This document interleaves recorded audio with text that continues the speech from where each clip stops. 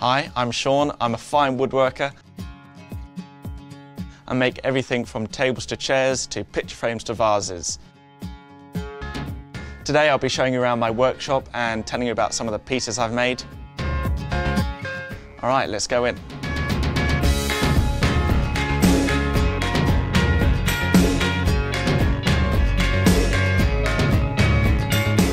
So we're in the centre of the workshop. This is sort of the machine area. I've got all my hand tools and my workbench on the other end.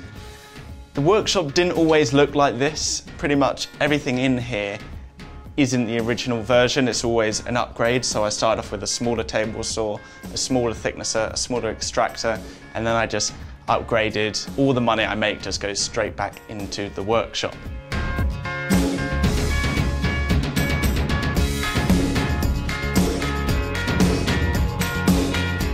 This is the timber store. This is where every project starts.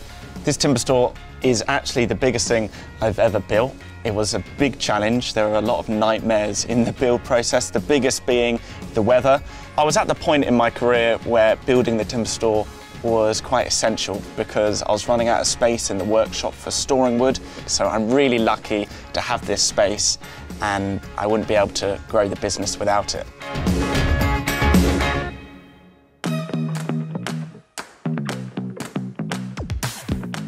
This is my outdoor workstation. I've got a portable workbench and an Evolution gazebo. The Evolution gazebo is a new addition to the workshop and has allowed me to do a lot more outside. And being under the gazebo, the sun won't affect the wood or rain, so I can cut outside all day. The latest addition to my workshop is the CNC. I built an enclosure and a stand for it because it's quite a loud and dusty machines, and that's going to really help me grow my business, and it's going to allow me to batch more pieces out and make more repeatable cuts for jigs and inlays.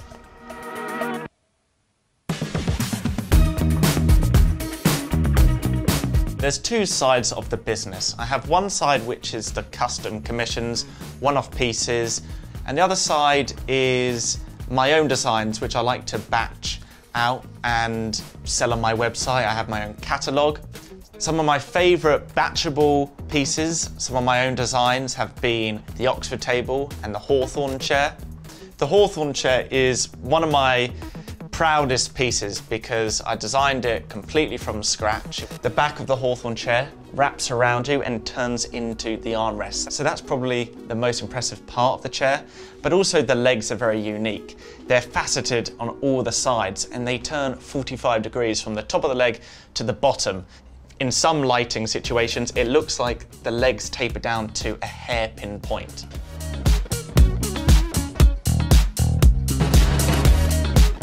One of the most challenging pieces I've ever made was my Celtic Maze vase. I decided to make a large segmented vase with a Celtic pattern on the outside. And to challenge myself even more, I wanted the pattern to be a game. So I chose a maze, and the idea of the maze is you had to start from the bottom and work your way up to the top. This vase has 1,500 pieces in it, and if one of them was glued in the wrong location, the whole maze wouldn't work.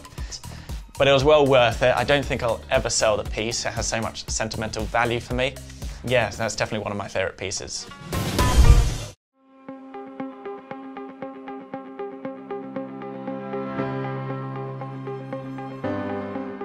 The last project I made was my biggest furniture piece to date. It's a large walnut L-shaped desk to go in a corner of a room. It's 2.5 metres by 2.5 metres. One side is a long storage area with 6 sliding doors made from one piece of olive ash, so the grain continues throughout all the doors perfectly. And the other side of the L-shaped desk is the computer area. It's got a really cool geometric style leg. It's got a low drawer where you sit, and also some cable holes, so the cables go underneath the desktop, follow along a channel, and then down the back of the storage area. So I'm really excited for that to go on the YouTube channel.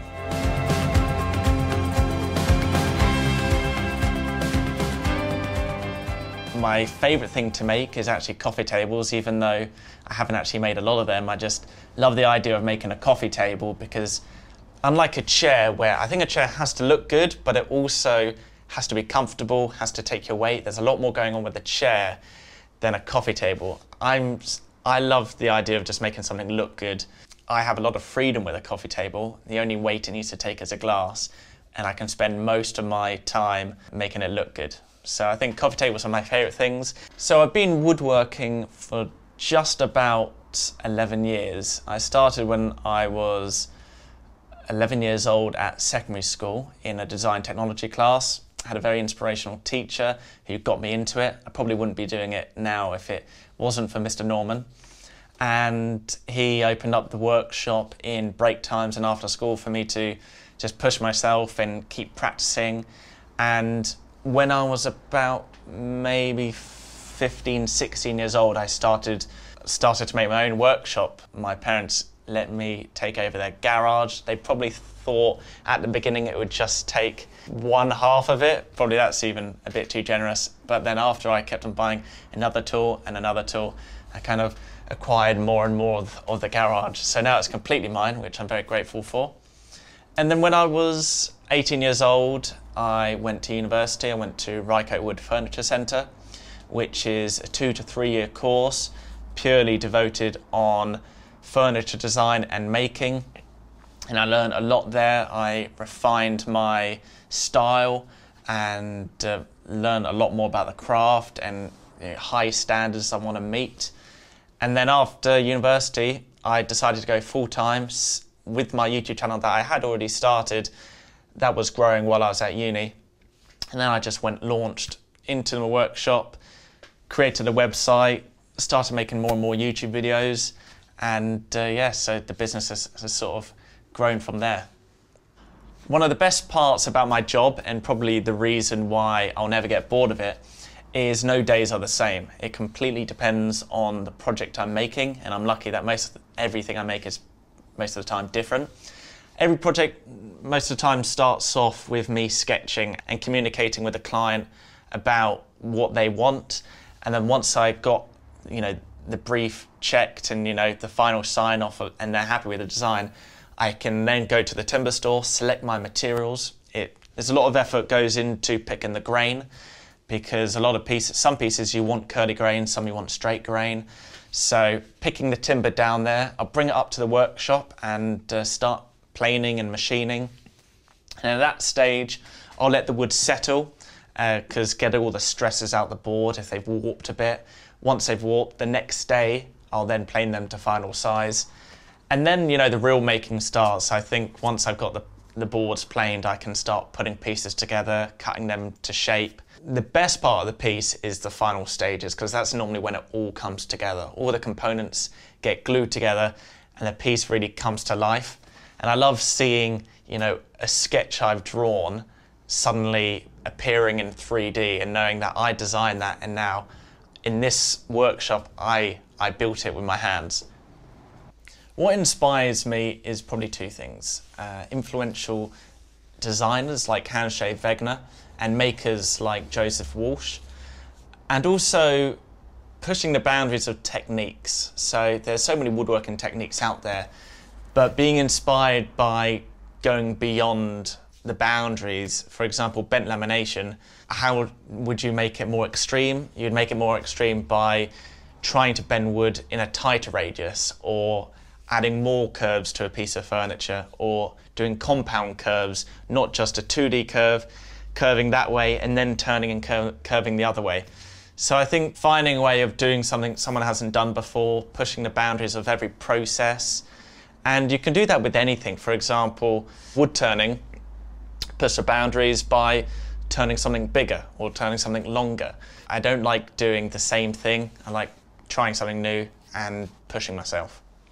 So future plans for me have got to be growing my own line of products with the CNC, batching out more things, coming out with more designs, also growing the YouTube channel. I'm really keen on just uploading good quality content and stuff that I'm proud of, that I think other people would like to see.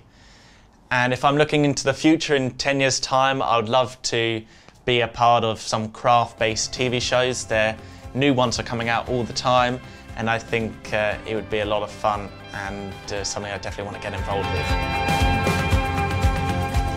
So thank you for visiting me in my workshop today. If you're interested in learning how to make this Japanese-inspired shelving unit, then make sure you click through to watch an in-depth build video.